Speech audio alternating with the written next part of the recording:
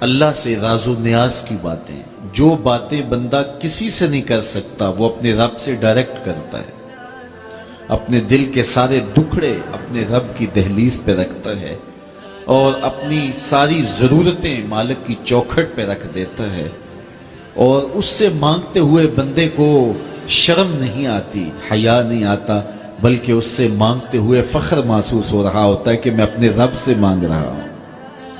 کسی اور سے مانگیں تو جھجک لگتی ہے، لیکن مالک سے مانگیں تو اپنائیت کا احساس ہوتا ہے کہ میں اس سے مانگ رہا ہوں، اس لیے کہ وہ ہمارا رب لگتا ہے، ہمارا اس سے ربط کتنا گہرا ہے۔ مسجد نبوی کا ایک کونا تھا اور ایک بندہ وہاں بیٹھ کے دعا مانگ رہا تھا۔ اس کے دعا کے لفظوں پہ غور کیجئے، اے اللہ میں تجھ سے اس لیے مانگتا ہوں کہ تو میرا اللہ ہے، تیرے علاوہ میرا ہے بھی تو کوئی نہیں۔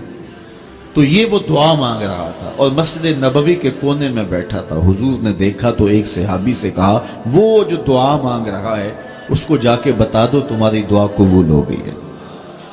وہ مانگ اس ڈھب سے رہا ہے۔ تو یہ دعا اپنے رب سے نیاز ہے، دعا خود عبادت ہے۔ جب تمہاری ضرورتوں کا کفیل وہ ہے تو پھر اس سے نہیں مانگیں گے تو کس سے مانگیں گے؟ اور جب اس سے بندہ مانگتا ہے تو پھر وہ مانگنے والے کی لاج بھی رکھتا ہے۔ ان ربکم حیی کریم یستحیی من عبدہ اذا رفع یدیہ ان یردہما صفرا۔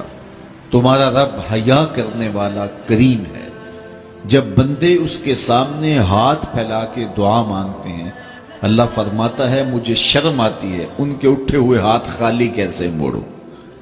جب انہوں نے مجھ سے مانگا ہے تو میں نے بھی نہ دیا تو کون دے گا؟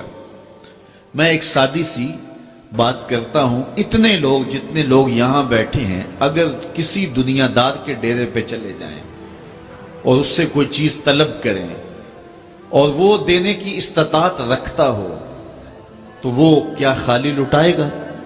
وہ کہے گا اتنے لوگ آگے ہو تو ڈیرہ داری کی شان کے خلاف ہے کہ میں ان کو خالی لٹاؤں۔ تو جب یہ دنیا دار خالی نہیں لٹاتا تو رب کیسے خالی لٹائے گا؟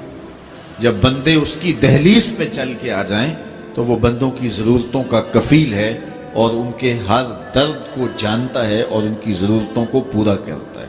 علماء نے کہا دعا ہر صورت قبول ہوتی ہے، یا تو یہ ہے کہ فوراً قبول ہو جاتی ہے، جو مانگا فوراً مل گیا، اور کبھی ایسا ہوتا ہے کہ فوراً نہیں ملتا، حکمت ہوتی ہے اور فوری دینا مناسب نہیں ہوتا تو اس کو فوری نہیں دیا جاتا، لیکن دعا بعد میں کچھ عرصے کے بعد اس کی ڈیمانڈ پوری کر دی جاتی ہے۔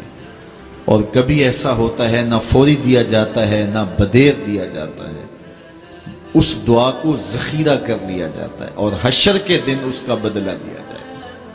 اور روایت میں آتا ہے حشر کے دن جب ان دعاؤں کا بدلہ دیا جائے گا جن کا بدلہ دنیا میں نہیں ملا تھا تو لوگ آرزو کریں گے کاش کہ دنیا میں کوئی دعا قبول ہی نہ ہوئی ہوتی، سارے صلے آخرت میں ملتے۔ اللہ اکبر۔ کبھی ایسا ہوتا ہے جو مانگا جاتا ہے وہ نہیں دیا جاتا، اس کے بدلے میں کچھ اور چیز دے دی جاتی ہے جو اس کی ضرورت ہوتی ہے اور جو اس کے لیے مناسب ہوتی ہے۔ وہ کچھ اور مانگ رہا ہوتا ہے لیکن اللہ اپنی حکمت کے تحت اسے کچھ اور عطا کر دیتا ہے۔ بہر صورت دعا قبول ہوتی ہے اور بندوں کے اٹھے ہوئے ہاتھ اللہ پسند کرتا ہے۔ آج یہ بھی بحث چلتی ہے نہیں مانگنا چاہیے، فلاں وقت میں نہیں مانگنا چاہیے، تو وہ کہتا ہے مجھ سے مانگو جب بھی مانگو، میرا دست کرم تمہیں دینے پہ آمادہ ہے۔ اور اگر کوئی نہیں مانگتا تو فرمایا کل ما یابو بکم ربی لولا دعاؤکم، اے محبوب فرما دو اگر یہ نہیں مانگیں گے تو اللہ بھی پرواہ نہیں کرے گا۔ مانگنا تمہاری ضرورت ہے، اگر تم مانگتے رہو گے تمہاری جھولیاں بھرتا رہے گا، اور اگر تمہیں اسے نہیں پکارو گے تو وہ بھی تمہاری پرواہ نہیں کرے گا۔